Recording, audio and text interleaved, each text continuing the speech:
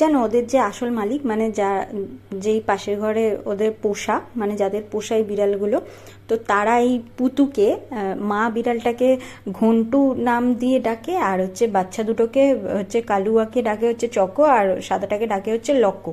তো এই তিনটে নামই আমার পছন্দ না, সেই কারণে আমি ওদেরকে নাম দিয়েছি, মানে আমার ঘরে যখন আসে তখন আমি ওদেরকে বলি হচ্ছে মা, ওর মাকে আমি পুতু বলে ডাকি প্রথম থেকেই, বাচ্চাগুলো হওয়ার আগে থেকেই।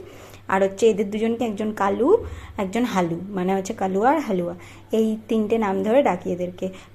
নামগুলো কেমন লাগলো অবশ্যই কিন্তু কমেন্টে জানি। আর বাড়িতে কিন্তু অনেকগুলো ভাড়াটে, বাট ওরা কিন্তু কারোর কাছেই যায় না, শুধুমাত্র আমার কাছেই আসে, কারণ সেই ভালোবাসাটা হয়তো ওরা কারো কাছে পায় না, সেই কারণে আমার কাছে আসে। আর হচ্ছে আমিও ওদেরকে প্রচণ্ড বেশি ভালোবাসি, সেটা তো তোমরা বুঝতেই পারো আর দেখতেই পাও। আর দেখো না, তিনজন মিলে আমার জানলার পেছনে বাগান আছে বাড়ি, সেখানে শুয়ে থাকে, খেলা করে। আর দেখো না কালু কী করছে, দেখো না হালুর পেছন দিকটাতে মাথা রেখে শুয়েছিল। আর বদমাইশ ওদের বাবা না, কালুটাকে দেখতে হচ্ছে ওর বাবার মতো, বাবাটা অন্য বাড়িতে আসে, তো জানি না কিভাবে প্রেম হয়েছে ওর মায়ের সঙ্গে। তো ওর বাবাটা প্রচণ্ড ভালোবাসে মাকে, একবার ওর মা কোথায় একটা চলে গেছিলো আর সমানে ম্যাও ম্যাও করে খুঁজেই যাচ্ছিল। তো যাই হোক, রাত্রিবেলা আমি রান্না করেছিলাম ফেনা ভাত, ভাতের চাল দিয়ে, গোবিন্দভোগ চাল এটা নয়। তো ওটা দিয়েই হচ্ছে আলু কুচিয়ে নুন আর ঘি দিয়ে মিক্স করে একদম ফেনা ভাত করেছিলাম, না আবার মুখে নুন আর ঘিটা দিয়েছিলাম।